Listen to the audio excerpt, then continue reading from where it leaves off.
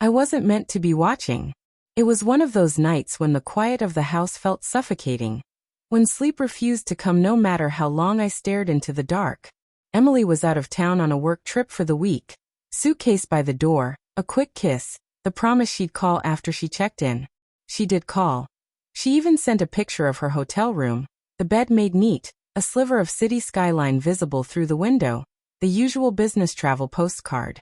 But that night, aimlessly clicking through tabs to kill the silence, I landed on a streaming site I didn't even remember saving.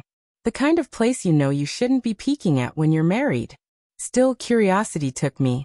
On the screen, bathed in soft pink light, a woman in lingerie smiled into the camera, playful and flirtatious, drawing lines of comments from paying strangers. The makeup was heavier, the hair styled differently, but there was no mistaking her.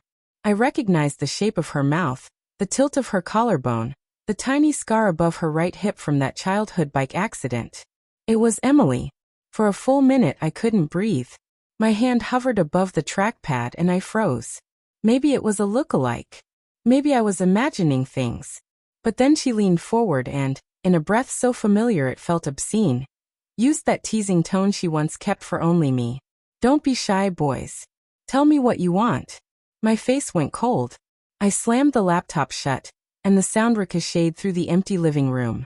I sat in the dark, head in my hands, rocking slightly, like a man trying to convince himself he'd seen a trick of the light. She was supposed to be at a conference, 2 states away, exhausted from dinners with clients. Yet here she was, performing for strangers. I didn't call her that night. I lay awake until pale morning, turning over 1,000 possible explanations. Maybe the video was old, maybe it was staged, maybe she'd been coerced, maybe she needed money and hadn't known how to tell me.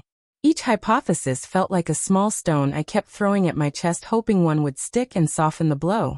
But the chat on the stream used a nickname only I had used to tease her when we were young and careless.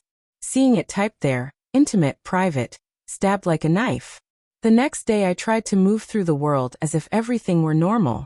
I went to work, answered emails, smiled at colleagues, but the world felt thin and unreal, like a stage set.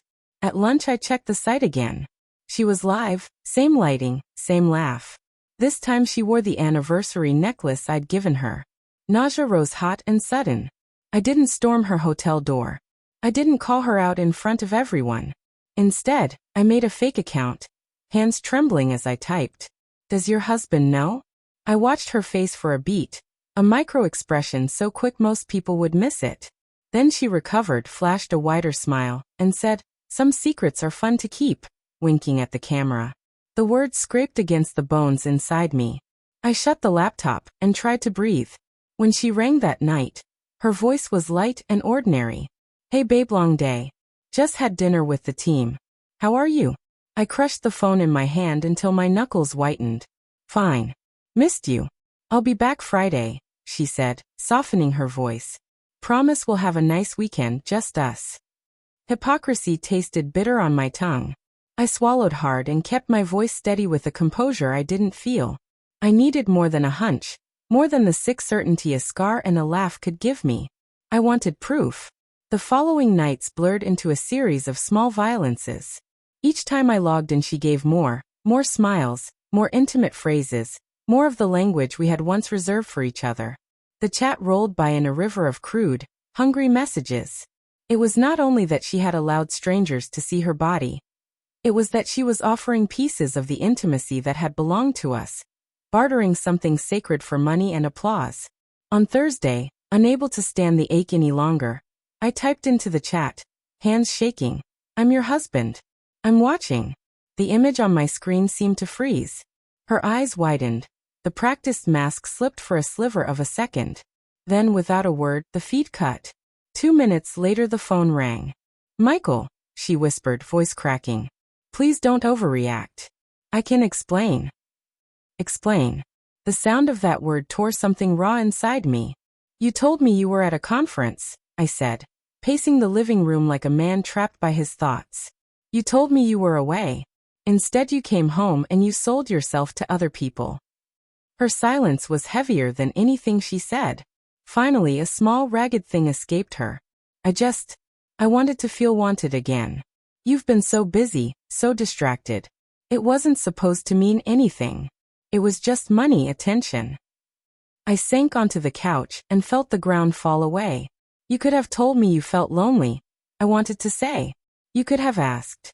Instead you found someone on the internet to hand you what I couldn't give. Her voice broke as she pleaded. I didn't think you'd understand. Maybe I didn't. Maybe that was the point. When she returned Friday night she tried to reach for me.